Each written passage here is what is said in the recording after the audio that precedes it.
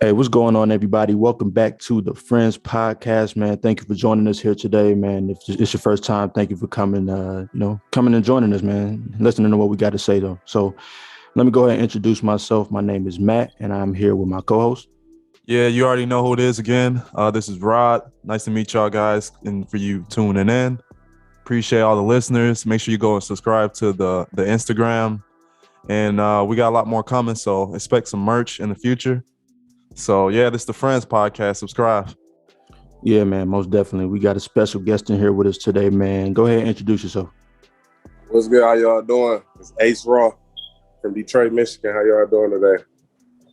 Yeah, man, we got Ace in here today, man. We just kind of want to go over some topics with him, man. Kind of let everybody know who this guy is, man. So definitely check his stuff out. You know, at the end of this podcast, after you get done listening, And we'll make sure to post all the links to his music and everything down below.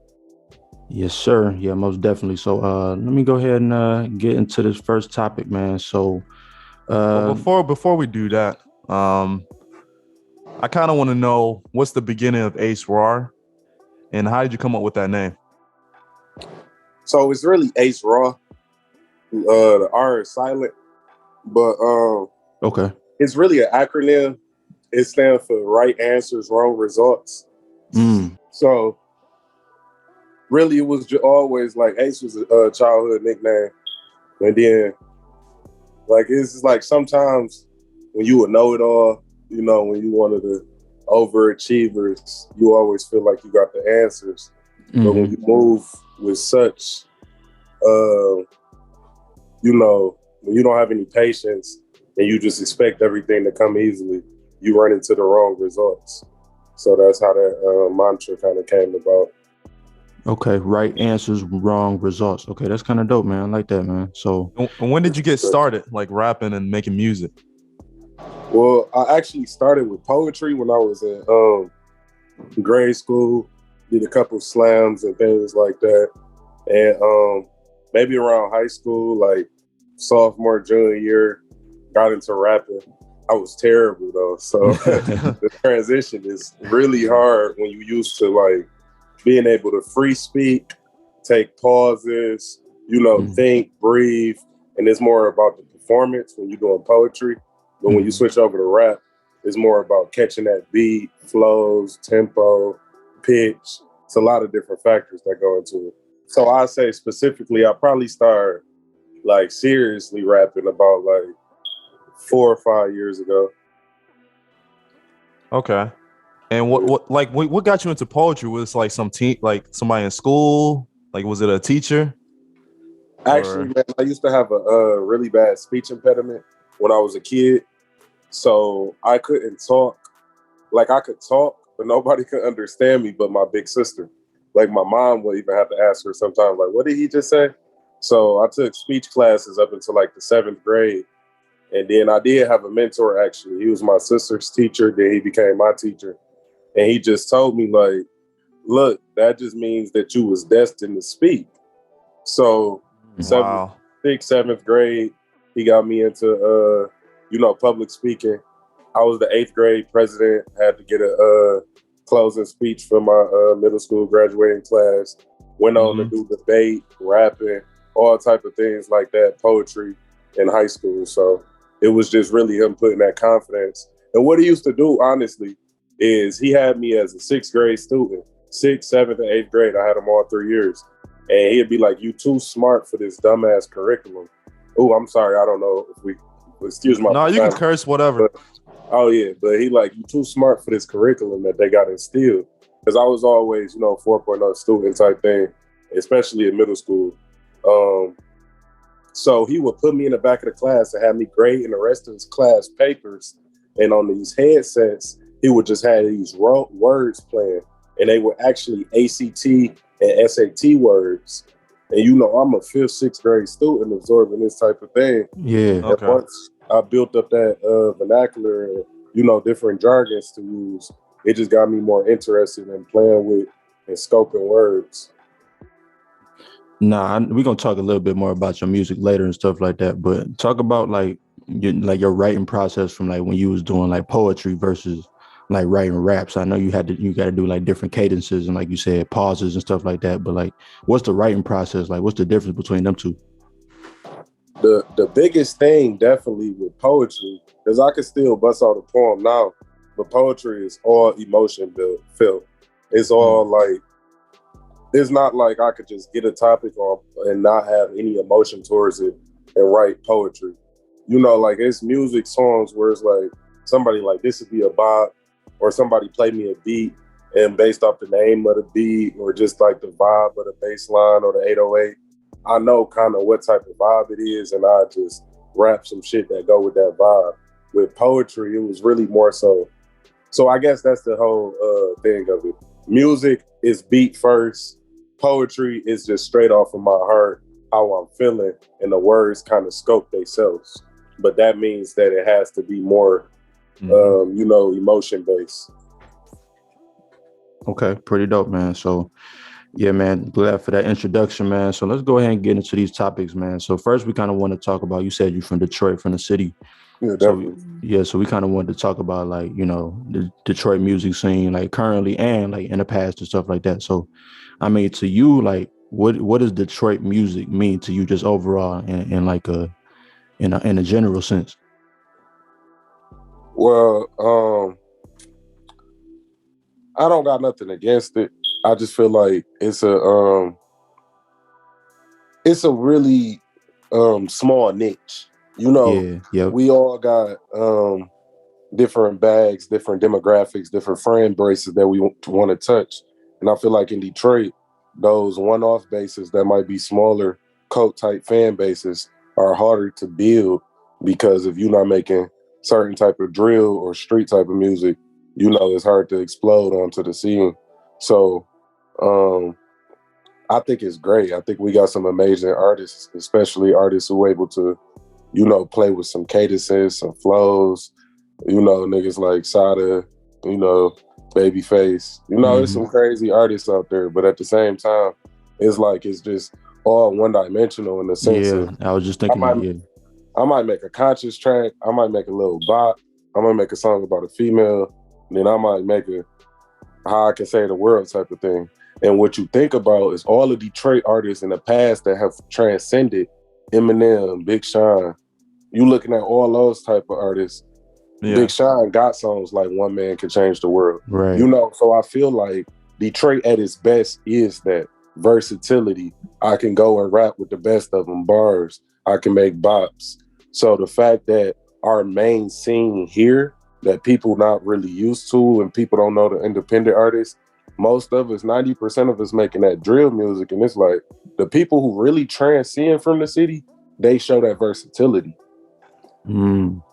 Okay. It is the home of Motown. And it's a lot of great artists that come out of Detroit. Facts. No, if we talking about, I thought we was just strictly talking about the current rap scene or the rap scene, but if we talking about Motown, then that's a whole different discussion. Man, me and my grandma, like I was a grandma's boy when I was young. So every day picking me up, we listen to Temptations. That was my introduction to music when I was 4 or 5, getting picked up from Head Start. So, I know dinner, every Temptation song, all type of, that's what we raised on when it comes to the Motown vibes. But it's like Marvin Gaye, Steve, Smokey Robinson. I was gonna say Smokey, like it's just the list is endless when it comes to the classics, and it's like that just speaks to the versatility so much more because it's like it might have been some pop culture type of music. It was a beautiful jazz type vibe. It was the start of R&B, and then it blossomed into so much more. So even our samples today in hip hop and rap, a lot of it comes from that Motown 90s, 80s. Type vibe where it's like, okay, we love those beats. When we hear that sample in there, we instantly like, okay, this is about to be a banger. So I think we always gotta pay homage to Motown. Yeah, that's the thing. Detroit is real soulful. Definitely. And I'm trying to like get a gauge at when did you think that why did music change a certain direction where 90% are doing drill and street music, and it made that transition from that real soulful like R&B, and like how you said it would kind of birth R&B. Like when was the change for and like that you saw? See, to pinpoint it to one exclusive factor would be Ludacris. I don't think it's can be pinpointed down. I think more so it's just a shift in the game culturally overall. And it's like, we went from where music was more a form of resistance. It was more a form of a political voice. It was more so speaking out against oppression. And then it kind of shifted into, we didn't reap the benefits of these first 10, 15 years of the industry. And now we're going to show the glamour of what this gets you. And then it kind of shifted from stunting. Everybody kind of made it on. We got the No Limit Soldiers. We got, Cash Money doing their thing. We got people everywhere eating. And then it kind of transitioned to, we want you to push a certain agenda. So if you push this agenda, it's a lot of money on the table. Wink, wink. And I think that's really what happened. The game, the executives, the big heads, it was really more so you pushing this agenda and this is what we want out there. We fill those prisons. Y'all gonna eat, we gonna eat. Everything works well. So I think it benefits a lot of corporations, a lot of big government, in order to have rap music in the state that is currently in. They don't want to see Lupe's. They don't want to see Talib. They don't want to see Mos Def. Every time Nas drop a new album, is fucking damn near should be Grammy nominated because it's so amazing. But we're not hearing that on the radio. We're not hearing that getting spins. So it's really about what the image that's portrayed. I'm sorry, I'm a little bit more of a psychology major type of guy, so I just look at it from a different type of perspective. No, I think you make a good point though, because yeah, of course you could say like in the city, like of course you had, Blade and Street Lords and stuff like that. But at the same time, it's been Cheddar Boys and all that shit. But then you had Slum Village, then you had like, Elzai and all them, like, but it just like the things that's pushed, like you said, don't tend to be what is what is positive, I guess, for lack of a better term, for like, for the Black community and stuff like that. So I definitely feel you on that psychology tip, like this is what we should be pushing. But at the end of the day, I'm not against turning up. Everybody gotta have fun. Everybody gotta have a release. And music has some people distressed. I'm saying there's a difference between artists who, make a hit, make a song, make a certain type of genre, and it's a song, and it's a difference where you could commit your whole career to like portraying a certain image. Not saying I'm against it, it's just not personally for me, because what I want for my daughter, personally. Right, yeah. Now, how important is it to stay connected to your city though? Like, is it important to like, be a light to your neighborhood, to your city, and like kind of affect change? Yeah, and because it seemed like a lot of artists, when they want to get noticed, they move to some of those bigger cities where the music scene is popping. They'll move to like the New York area, or they'll move to Atlanta. They'll move to California, LA. So that's kind of like what we're trying to like get a gauge at, and like how important is it staying connected to Detroit? Me personally, I feel like this is the only place I've known and loved. I went to Michigan State, so I lived in East Lansing, but I was back and forth to the city. I think it's important to blow up your brand, to advertise, to travel, to do shows at other venues. But when it comes to connecting to your roots and where you're actually from, I think it's extremely important to build that fan base and have that recognition in your city. I know a couple people tried to go off and just go to the popping scenes, and it's cool, but it's never about what you know, it's about who you know. And you probably got a lot more connections than you understand, just based off word of mouth, who one of your friends might know. In your city, you got the best chance to really make it big because you have the best chance for the most people to get behind you. They say it's dangerous, staying in your city, all that type of things. it's always ways to circumvent that. I tell people safety is what you make it. You know, I'm not a flashy person. I'm not a gaudy person. I feel like if you low key, there's nothing wrong with staying in your city and moving like you. If you made it, move like you made it for sure. Whether that's entails security for you, whether that entails blacked out cars. But I think moving and try to find a different exposure area, I think you got the best chance in your own city, to be honest with you. Speaking of the city though, like there was some news that came out like a couple of days ago. It was a show at St. Andrews and the floor was caving in. You heard about that? No, I ain't hear about that. Yeah, it was a rapper, Baby Keem, and he had the floor shaking. Like you could see it from the basement. Like the floor was caving in. Like talk about like, like some of the best. I don't know if you like to go to shows like yourself as an artist, but like talk about Yeah, I some. got a show on the 25th. Yeah, and that's what I was gonna ask you. Like, so talk about some of your experiences with shows and like, do you like shows? Like, what you like more, like shows or recording? And like, kind of talk about that. Yeah, I was like the first time like I seen you perform your music was at this talent show that they had at MSU, Oh, okay. and yeah, that was like in 2013, 2014. That's the first time like I seen you perform, and it was crazy. Like you had the whole crowd engaged and all that. Yeah, that's when I was just really getting started. Back then performances was rocky and hard for me. But man, I love performing. I mean, it was a little circuit where me and my team, we kind of just sat down, got dedicated, was going to 2-3 open mics a week, shook off all that stage fright, all of that butterflies, all of that, not really knowing the crowd control. Now it's more really about scoping out what type of crowd knowing the venue, knowing the promoter, whoever throwing the show, and picking a good set that's gonna set you up for success. But yeah, it's nothing like the recording process, especially if I'm with a comfortable engineer. I'm gonna pick recording any day over anything because it's always like a de-stressor. And then I love the part after you record, they email you them tracks and you get to listen to them and see what you want done to them before the mastering session. So that's always my favorite part. I think live shows are a different type of vibe though, because if you got the right atmosphere, you can change the whole theme or the whole feel of a song just by the feel of that crowd. I done had songs where a live band and did my beat, and like the whole feel to the song just felt different. So live performances are always lit, but yeah, I have to take recording over anything.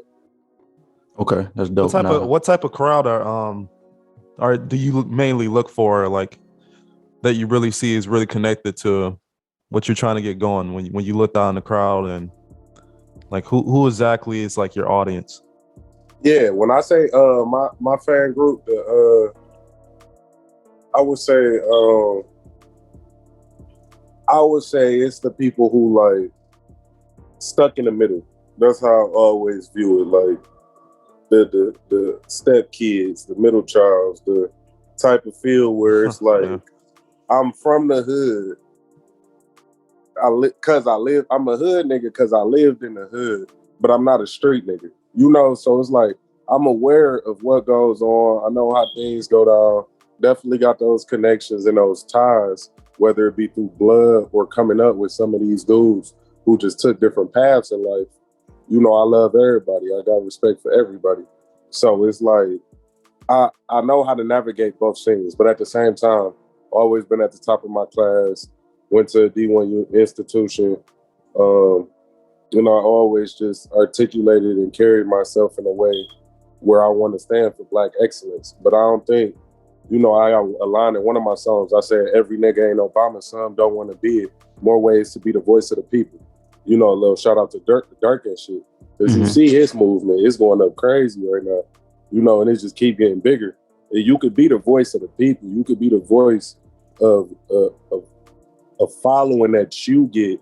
But I feel like my followers in specific gonna be intellectual niggas who literally love to blow, relax. You might get on some hoes someday. But then you looking at this crisis in Ukraine and you like, all right, this response is not the best. All right, I think they should have did this, and this. All right, yeah, 3.5 is too much for that, that infrastructure bill. So it's just about people who versed in like Black culture and American culture don't got to be two separate things. It's for the person who care about it all. Whereas like it's not two separate worlds. It's like I'm Black, I'm American, and all of this shit affect me.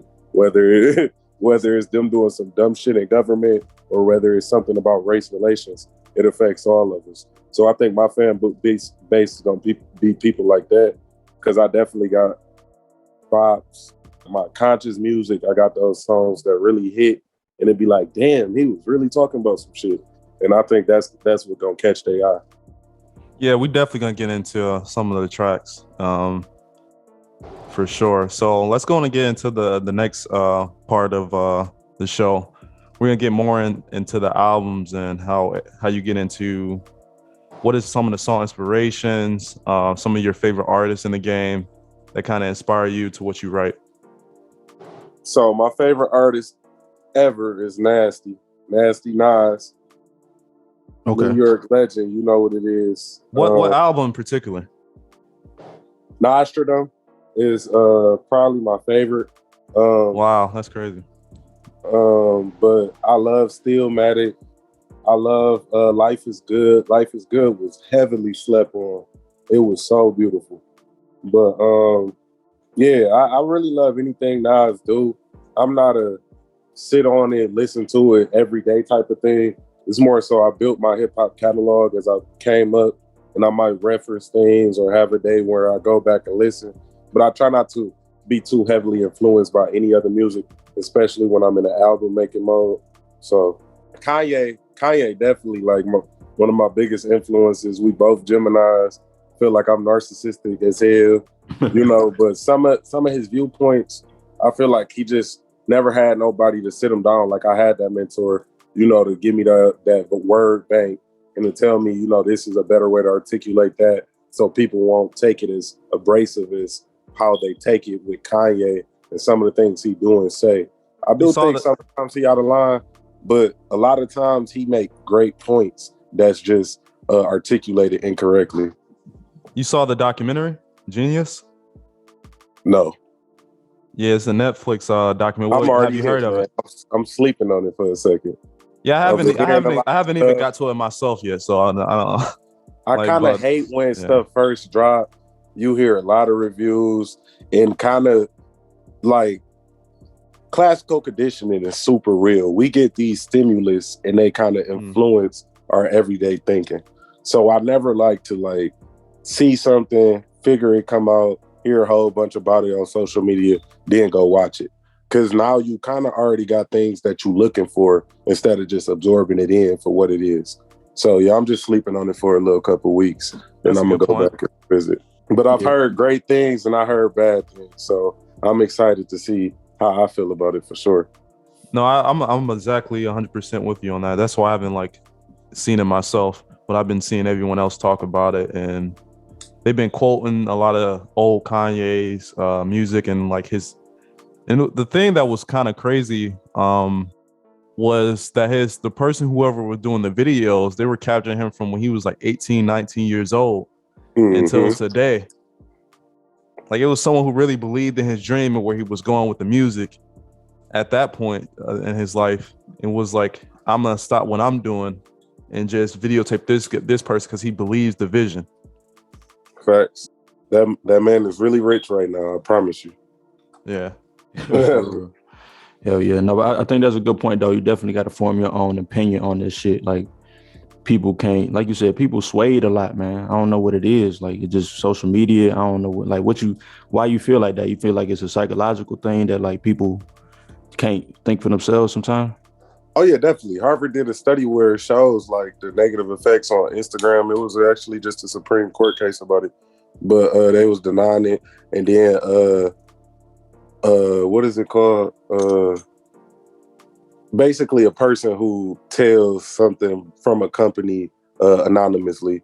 But whistleblower at Facebook actually came out and did a subpoena grand jury hearing. So it's actually proven research, and these companies know it's research that little girls, you know, teenagers, period, they psyche, it influences an unattainable life. And not even that not in the sense of that you will never have this life, but in the means it take to get there. It leaves out the end goal. Like if you just see so much success, you see so many things that you might want in succession every day, you just swipe it back and forth, you're going to feel like you should be having these things automatically. A lot of these people aren't showing you the process. It's not like a lot of these girls not doing the before and after for their BBLs. They just showing us what the BBLs look like afterwards. Yeah. So it's like a lot of it is like kind of painting half the picture. And then these kids grow up trying to live up to those expectations. And it break out beautiful for some of them. You know, it's a lot more young entrepreneurs who becoming millionaires way younger ages. Great. But quick money and fast money, and what my grandma used to say, all money ain't good money. So I feel like it's a lot of destruction when it comes to our mental state and our mental health in our community. But a lot of people don't address that until it's too late. And then you get people like Simone Biles talking about how she was feeling and didn't want to compete in that event, and people want to torture for it. Yeah. But it's like, we always talk about mental health awareness month, all of this, but whenever somebody brings a problem to the forefront, it's kind of looked at as, oh, they complaining, oh, this is the excuse, they were scared. You know, we don't really have empathy no more, so it's really hard to address mental health. Even Ben Simmons, we can talk about that all day. You know, like nobody's taking the mental health aspect serious. Where it's like, if that is the case, basketball is an extremely mental game. You could be the most talented person in the world, but if you don't got it there mentally, you're not gonna be able to perform. So that's I think the same thing with Naomi Osaka too. Exactly. Yeah. And that's why I'm like, people really just ignore it until we get these signs that some of our, you know, biggest and brightest stars in our community struggle with the everyday battles that we still struggle from. I'm not gonna front. I feel like Ben Simmons was capping. Simmons, like all of a sudden when he switched teams, he can ball again. But he can't though. Think about it. He would have been on the floor already. I don't know. Ain't suit up yet. I feel like some been people like do 3-4 weeks. Yeah, I don't know. I feel like you getting paid all that money to bounce a ball. Go bounce that ball. Like, go play the game. But let me say this though, I feel like that's why people be ignoring it though, because I feel like people be like, man, you get all this money, you good. You know what I mean? So like, I feel like that's why people try to discount like what people be going through, and I feel like we got to stop doing that shit, because that shit is definitely important to take care of your mental health, whether you're rich or poor. You know what I mean? Facts. Like money can't cure your mental shit. That's why I'm like, everything we obtain is physical. It's this outside word. And tied intrinsically, when you thinking about how you feel and when you got to talk to your conscience every day, the money can't help you there. You know, like you still got to deal with those battles. So I think that's what we forget sometimes. I agree with some people that like maybe it's a mental health issue, but I think other people it's become more of a trendy topic where they take advantage of it to sit aside and not take part into the profession or what they love to do. And then on top of that, let's not lie, bro. It's brand building as well. Like sometimes people is gonna lean into it. Oh, this is a popular topic right now. Oh, mental health. Oh, she had a problem. I got a problem too. You always gonna have people who hop on the bandwagons, but never let a bandwagon mess it up for the people who literally got those issues and problems.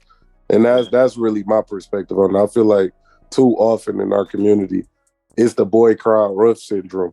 But it's like, that was a whole different nigga. You know, like I wasn't crying wolf. Like I ain't never lied. Yeah. You know, so it's like just because it becomes so common, we kind of get desensitized to it.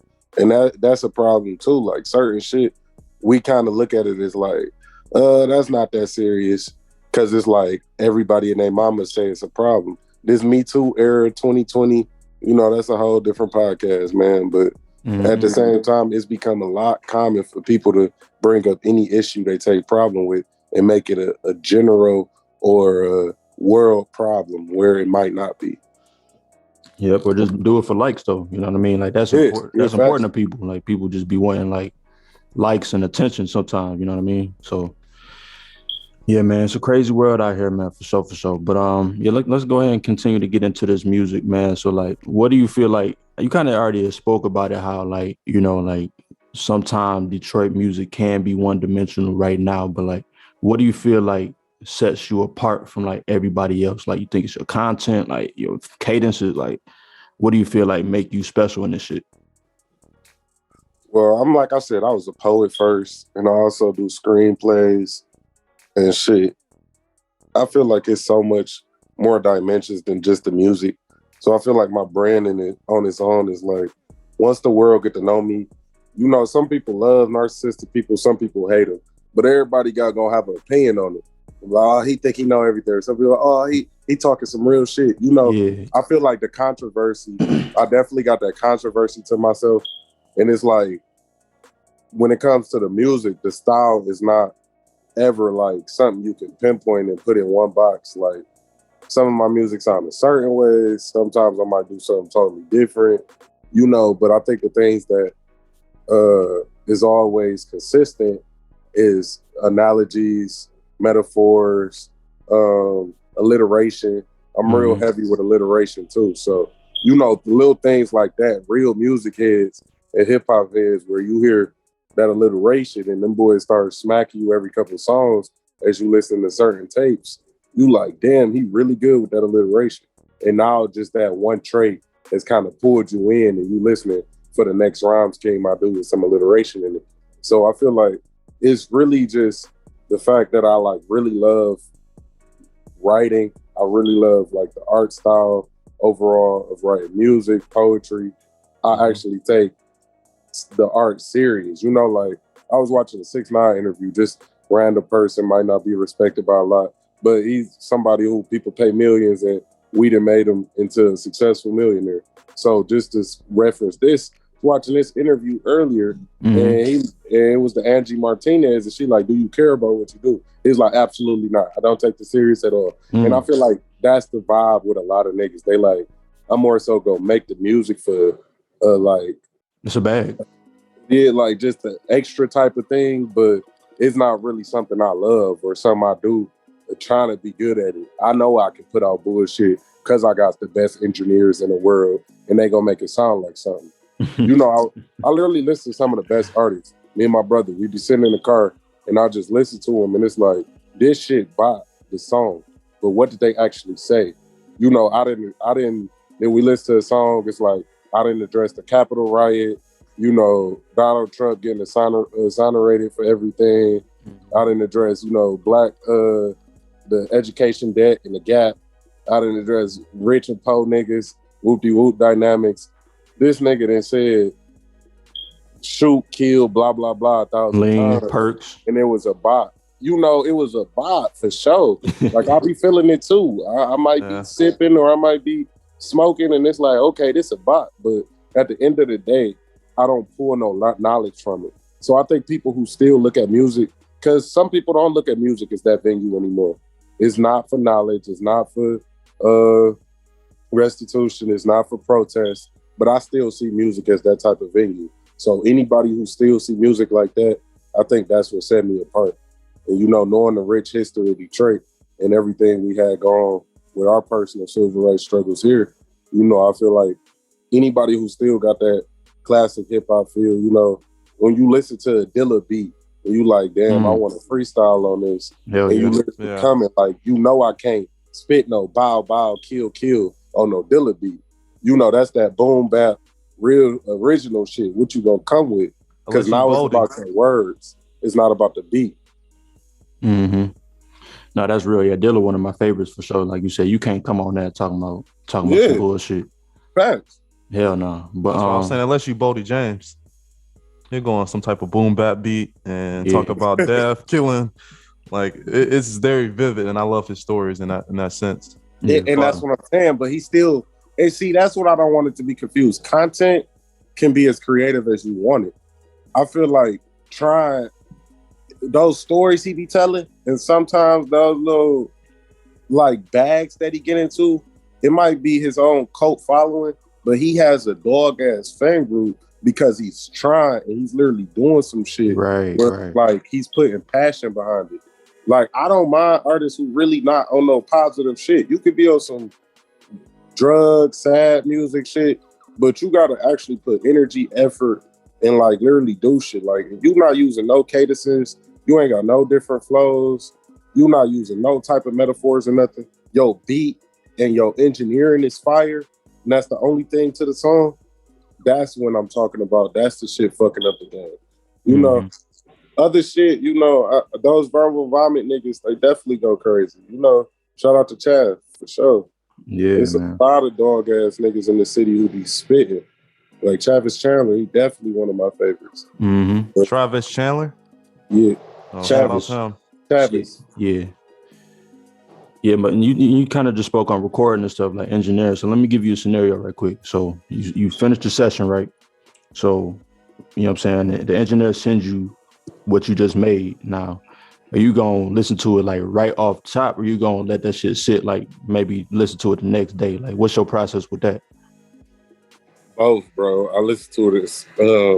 It's actually very meticulous, especially if I'm dealing with somebody new. But I'll listen to it the day as soon as I get it. Like me and my niggas, when we used to leave the studio, it'd be like, because I used to record at Get Fresh. I don't know if y'all know, it's a pretty big studio in the city. Shout out to Mike. Okay. But as soon as we leave he sent them emails. As soon as we leave the studio, we listen to it in the car on the way home. We listen to it on the speaker once we get to the crib. And then I might listen to it in my headphones once I leave them niggas' house. And then in the morning, it's rinse, cycle, and repeat, because it's a method to the madness. You want to see what your shit sound like on all different type of modems.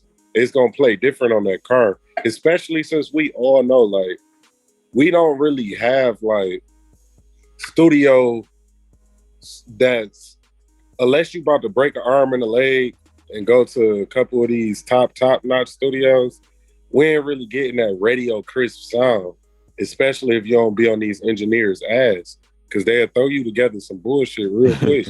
So you want to listen to it on multiple different modems, because it might sound decent or good in the car, but then you listen on your phone speaker or you listen on your Beats Pill, or my brother got surround sound in his shit.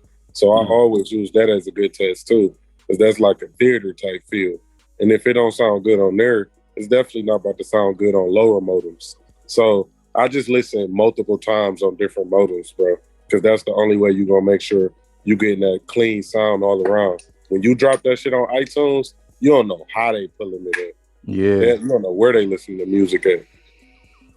Yeah, they be fucking up the audio sometimes. Like the shit will sound crisp in the like on the MP3 or the Wave, but then you put it up on Spotify, Apple, and this shit don't sound like a need to. So it's kind of like you need that test too, though. Literally, facts though. I definitely didn't have that happen with projects before. So it'd be it's like all that. like it's all cut and error, bro. Or trial and error type shit. Yeah, for sure. Now talk about like beat selection. Like what speak to you when you hear beats? Like, do you need the bass line to hit? You need to be real melodic, or is it just like a multiple, or is it just like how you feeling that day? Like how is your beat selection process? It's a little bit how I'm feeling that day. That's always I think that's with any artist though. Like you just fucked around, broke up with your bitch. Y'all into a whole different, like you know your bag is your whole selection of beat. You not trying to hear no, nigga, we made. You're not trying to hear no happy, upbeat trumpets. You don't want none of that. You want some sad, dark, deep, some 808s. So it's really about mood. But at the end of the day, I'm a sample nigga.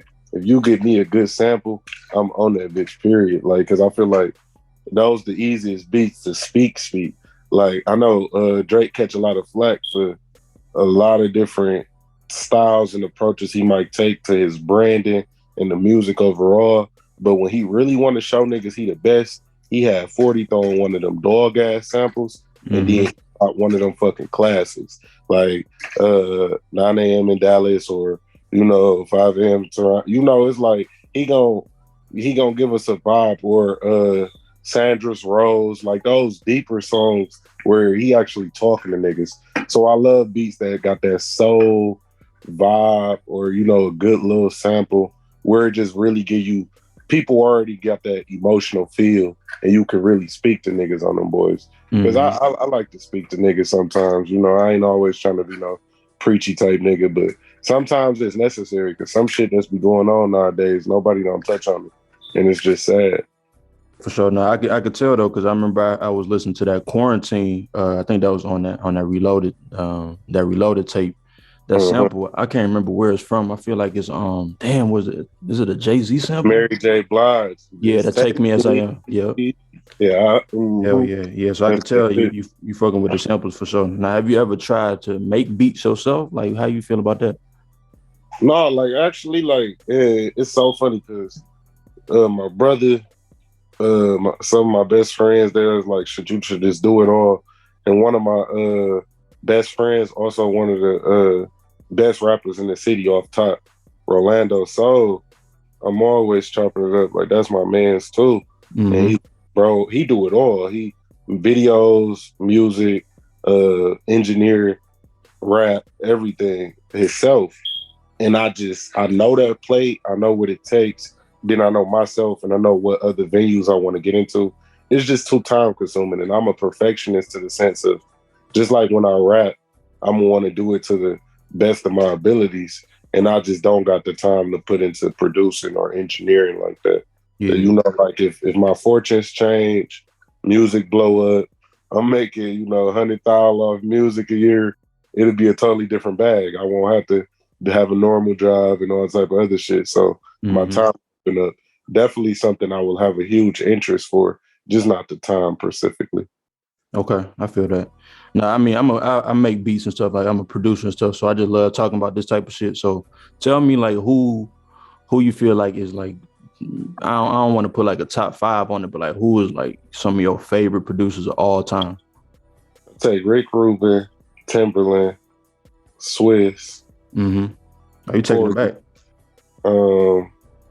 40, and to round up the top 5, I would say. Okay. I know I'm forgetting somebody fucking incredible. Not Kanye? Zaytoven. Zaytoven, a legend. Yeah. I might have to take Swiss out and put Ye in there. Yeah. But yeah, they got to be in there too. Zaytoven. Hell yeah, new Beethoven for real. Yeah. No, yeah, he definitely changed the sound of like what South music sound like for sure. Because everything sounds like a Zaytoven beat these days, like in a way, in like a certain way. You know what I mean? In a way, definitely. Especially South Atlanta, he set the whole little trend and wave out there for a lot of niggas to eat. I hope he always get his flowers, bro. Zay definitely crazy. For sure. But yeah, so what about your like writing process? I know I'm pretty sure you probably like type it out on your phone or write it down, but like I'm sure, do you ever punch in? Like, how does that kind of go for you? Writing process is songs are always 80 to 100% done by the time I'm getting to the recording session. So like I said, it's always beat first. I'm listening to a beat, getting the idea in my head. It'll rarely be like, once a month, once every 2 months, where it's like lyrics just come to me and I'm like, oh, I gotta find a beat for this. But most of the time it's listening to beat first, like you said, pull up the notepad, throw the what's the name on Alexa, YouTube, or whatever. I got a couple engineers, but the well just been dry. A lot of people been like, beats is just a little different right now. So I'm trying to. Do you start with the hook, or like do you go to the verse first? The crazy thing is, bro, I start with the hooks, and all my songs start with hooks. And then like one of my engineers, like last year, was like, bro, you write songs wrong. Songs usually go verse, hook, or you would throw a bridge or some other shit in there, but it's usually the verse first, then the hook. I'm like, bro, I don't know, like the hooks always just come like because it's easier, it's something catchy, it's something that's gonna be the streamlined part of the song, so that always come to me first. And I don't give a fuck on how the beat constructed. I always throw my hooks at the beginning, and I'm like, shit, I told that nigga the exact same thing I tell y'all, like, shit, maybe I'll be one of the first niggas to get on doing it like that and make that shit popular when niggas starting off with the hooks. Cause shit, that's just how I make my shit. I think music is a freedom of expression. I don't think it's no right way to do it. But yeah, I always start off with my hooks for some reason. They just come to me, and I usually put them first too. Or even I do like a little half hook where you might say the first part, but not give them the whole hook like that. So Yeah. yeah, I always start off with the hooks with my writing process. And I know that some of your songs is a bit more personal, and then you got more that's just about the world, and then you got some of those like party records that you Yeah, do. So I heard you say earlier in the interview that you kind of just listen to the beat and see where it carries you. facts. Yeah. So do you ever try to take a direction with one of your projects, or is it just Yeah, whatever yeah. beat that just pops up like in front of you, you just go with the flow, and then you find out how this is gonna work into your project later? So I've had two projects where it was like directly everything was laid out. Like I knew exactly where I wanted to take it. It wasn't like each song necessarily was like perfect transition into the next one, but it was like I knew the exact themes I wanted to express. That was my first project. I actually did that one at Get Fresh.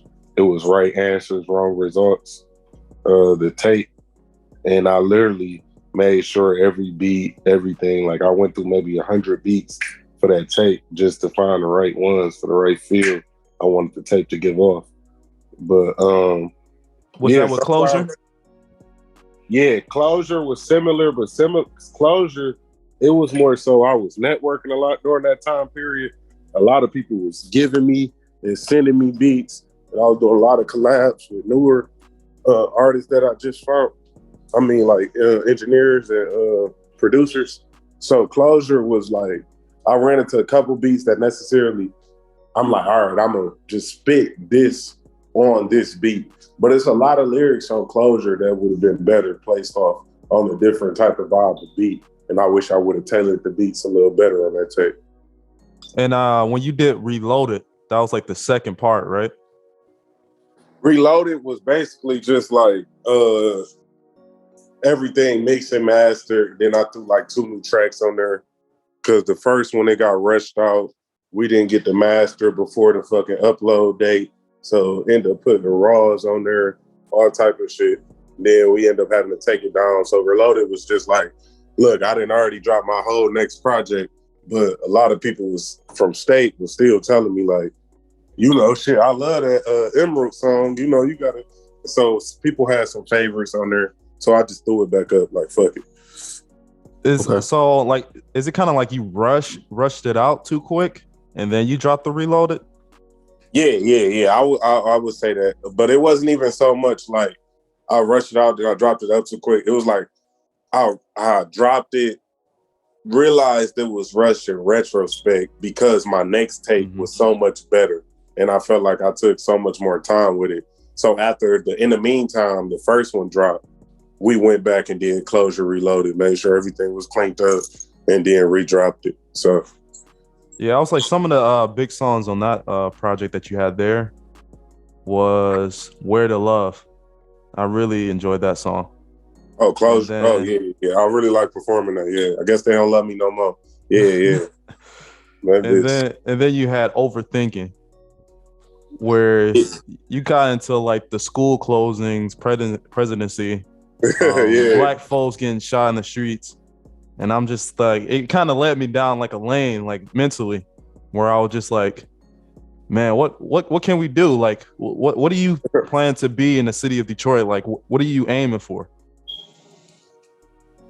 Personally, man, like I've been a activist, mentor, tutor. Everybody who know me know all the little philanthropy shit I be on. I'm not really too big on my social media, posting up everything, all of that. Like I've been doing it for a long time, and when different opportunities present themselves, I just get connected with the right people. But I definitely want to have a huge philanthropy base. I definitely want to keep mentoring. Really, it's like it can even lead into politics later on in life, in my second wind of life, 50, 60, never know. Yeah. I really just want to see some changes. And it's like systematic things that's going to be a struggle. And when people are rich, I understand why they like, I'm not going to get my hand in that. because I can't really change that. But it's smaller things that we can change. Just like Big Sean building that theater downtown, you know, Royce can build a community center on Jefferson where these kids can go hoop instead of not having shit to do, getting into bullshit. You know, so it's like a lot of little things that I'm gonna do that might not be as noteworthy as other things, but I feel like the smallest changes, even putting some more playgrounds in some of these fucked up neighborhoods that's just got those fields, definitely just change the morale and the way kids view their environment and where they come from.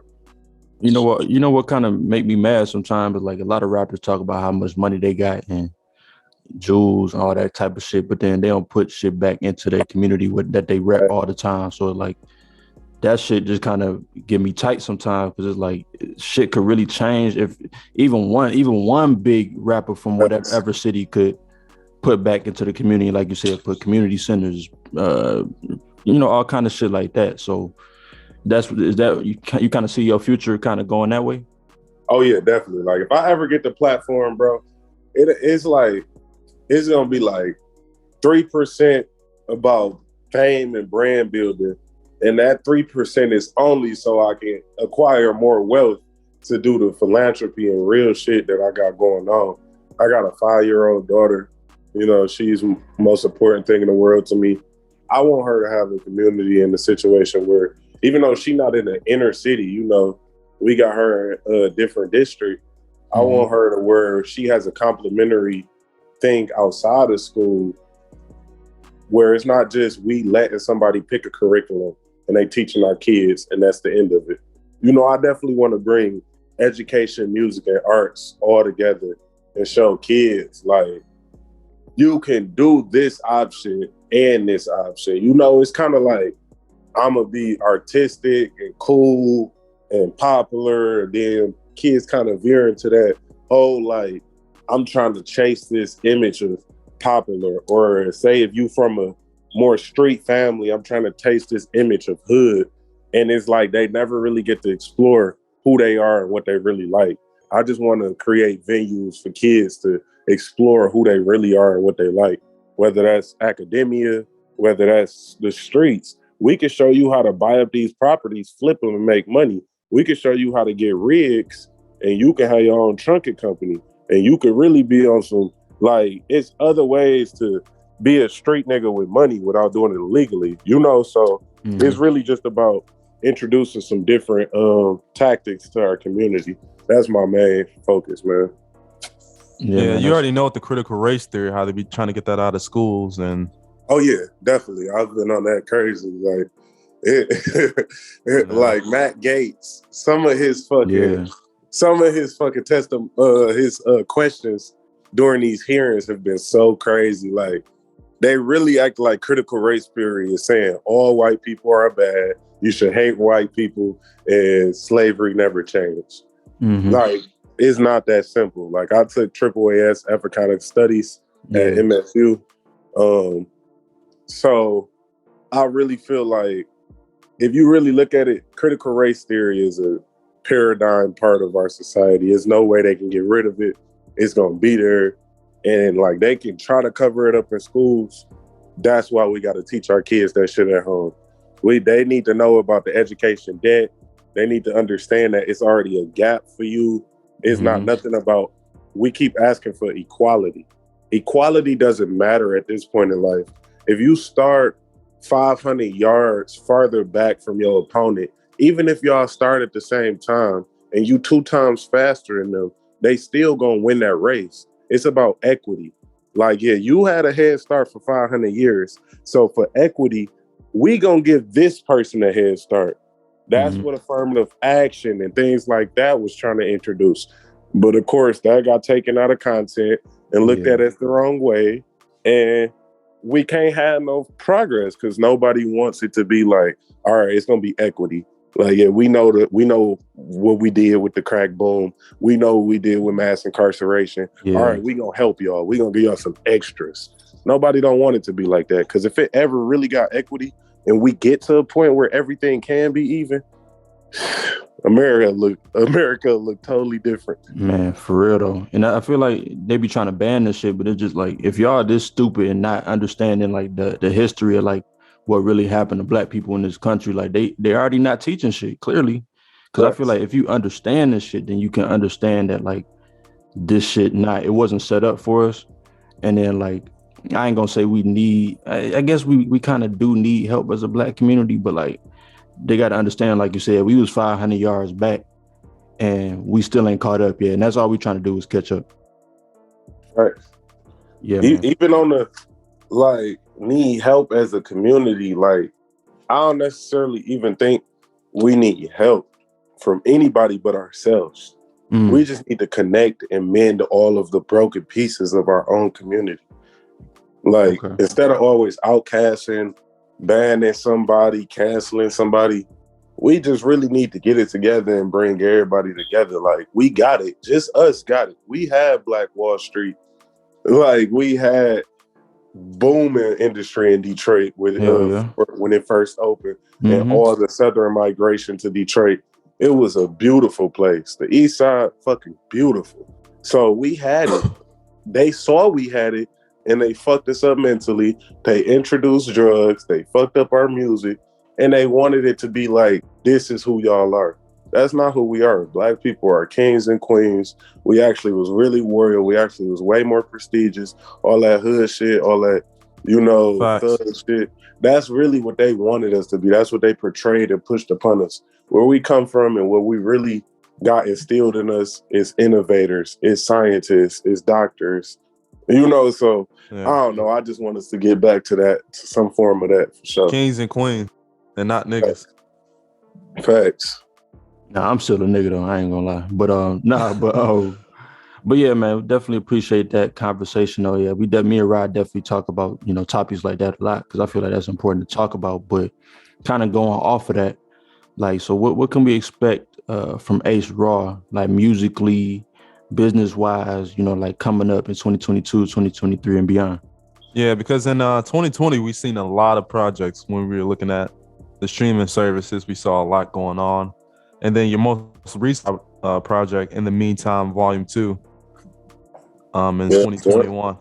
So 2022, what's next? We working on Apex right now. It's like Apex Predator. We hungry, we ready. And it's also, double entendre at the point of life where we kind of hit that peak, the apex. So we really just at the summit, and we really trying to keep the peak going as long as possible. So yeah, Apex should be dropping sometime in June. I'm looking at June 11th, but I don't really want to set a hard date yet. Yeah. But we're hoping to have it out by June. And other than that, man, performances and videos. I've been working with, like I said, Rolando Soul. That's my brother. Check him out. Amazing artist. One of the top artists we got in the city, in my opinion. I've seen some of his music go around and everything. So. Oh yeah. He go crazy for sure. But he's throwing these venues. He got his first show that's gonna be a reoccurring showcase. It's called Views from the Underground. And really, we just about to tear it up. I'm definitely gonna be on that card for a while, on all of them shows. And then visuals. Like you said, 2020 was super busy. And it was really just a lot of opportunities to make music and not enough opportunities to market and really strategize on it. So be looking for a lot of old visuals, like songs that people like. Some I know that is my favorites.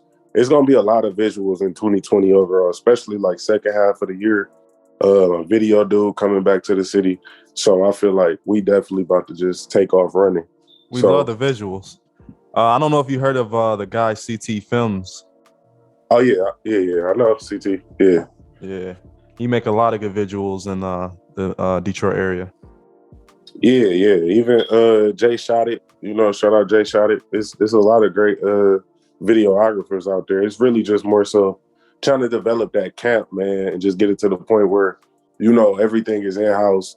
So when you blow, they cut that check, you already got all the pieces in place. You're not trying to lock nobody in. You're not trying to look for this and look for that. I'm really just trying to get the camp together. So I'm looking for a personal videographer. Hopefully in the summer, I can get my old man's back and we can get back to work. What's different with this new project that you're trying to do, Apex? Are you going in a different direction? Is it going to be more industry, radio, or what direction are you going with this Apex? It's definitely gonna be more of a vibe. A lot easier for people who not trying to hear a lot of the more conscious shit. Like it's in the past, I done gave people like 7, 8 tracks where I feel like it's philosophical, conscious, maybe not first listen, like shit you might have to sit on to really absorb what I was going for and what I was trying to portray. This one gonna be a lot more easily digested, a lot more just bops, good songs, performance, party, club type songs.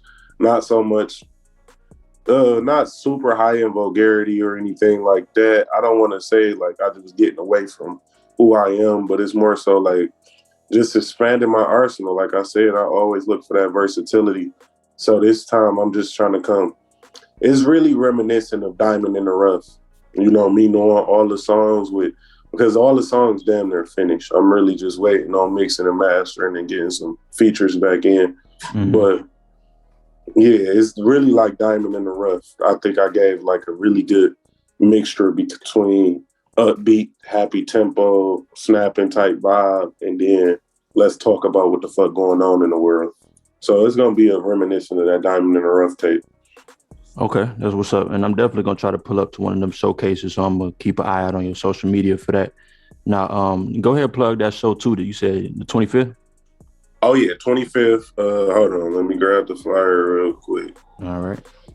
Yeah, because we need to see more live performances and videos so people get an idea of the artist and get a closer feeling like we're more connected to the music. Exactly. And I think that's definitely the only thing I've been missing, bro. Like, I think I got a lot of music. I think I got some good music. Even if you want to say out of 50 tracks, I got 10 good ones. You know, it's motherfuckers who make one good song and that'd be it. You know, we don't hear nothing else good from them. So like I got enough to where it's definitely something to build on and where it's like I definitely can develop a fan base, but you got to get connected. I got to get out there, do these shows and make these visuals so people can actually see me and understand what the brand is all about. But it's Flow and Arms present Views from the Underground. And it's Friday, March 25th. And it's going to be at small, intimate gatherings, 14140 Gratiot Avenue, Detroit, Michigan. Doors open at 7:30. It's $10 before 10, $20 after 10. We're going to have food, vendors, Wi-Fi, everything. You know, y'all come out, support, show love. Like I said, Orlando Soul probably going to be performing. It's amazing artists on the card. I don't know the full card myself personally, but I definitely will be in the building. And I'm in the New Jersey, New York area now. So, yeah, I mean, when you guys start moving around, for sure, I'll check you guys out. Oh, yeah. Yeah. I mean, shit, bro, even if you know any shows or anything, like it's a point where I'm going to hit a tour and just try to hit a couple months of just touring around, hitting, you know, lower grade shows. And at some point, you got to just, you know, take that shot. It's really just building up a good rapport before I do that, like I said, in my own city. Mm-hmm. Yeah, definitely feel that, though. So, yeah, man, Ace Rawr, right answers, wrong results, man. Thank you for coming on, man. We definitely appreciate the time, all the words you spoke today, man, all the game you dropped and stuff for like that. For sure. Man, I appreciate the opportunity so much, man. And y'all doing a great thing, bro. Keep it up. Keep it moving. And I can't wait to see the episode. Yeah, man, for sure, man. So, yeah, I'm going to post your links in the bottom. Definitely all the listeners, check his stuff out, man. He got plenty albums on Spotify, Apple, all that kind of stuff, man. Check his Instagram out, all that stuff, man. Yep. Yeah, we're going to go ahead and get up out of here, man. Thank you for listening. Let's go ahead and finish this off with okay. Like I want him to highlight a particular song or maybe a couple songs that he wants to put at the end of this podcast so people can get an idea of what they got to look forward to. Shit, I definitely say Bad. I definitely say Ghetto. Mm-hmm. And then the one you said, Overthinking. For sure. That's totally all three different vibes. So, yeah. So, man, yeah, like I said, appreciate you for coming on. And we go ahead and close it out here. Yeah, and please don't let this be the last time, for sure. Oh yeah, no, definitely have me back on, man. Update anytime y'all do a roundtable discussion about real shit. I'm always down.